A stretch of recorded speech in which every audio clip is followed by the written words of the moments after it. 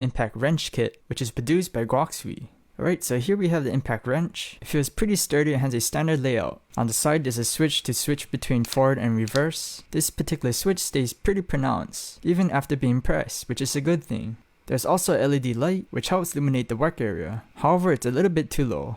And just below the light is the trigger, which feels pretty responsive. And at the base there's a display, which allows you to switch between 2 speeds while in forward, low,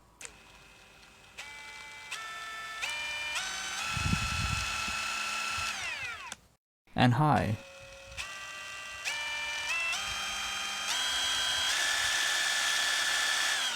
And in reverse, it turns brake stop off and on. The brake stop makes a short burst, which can unstick bolts. The impact wrench can be used with impact sockets as long as they're made for 1/2 inch.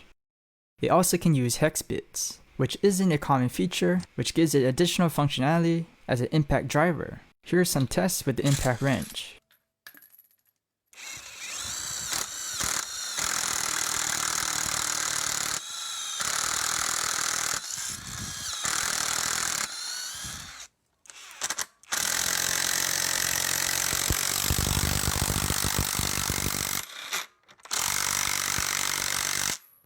Now let's take a quick look at what comes in the kit. The impact wrench comes with a tool bag, a single 20V 4000 mAh lithium battery, a battery charger which uses 2 LEDs for charge indication, 4 impact sockets which are pretty common sizes, bands and pins for the sockets, and finally a Phillip and flathead hex bit.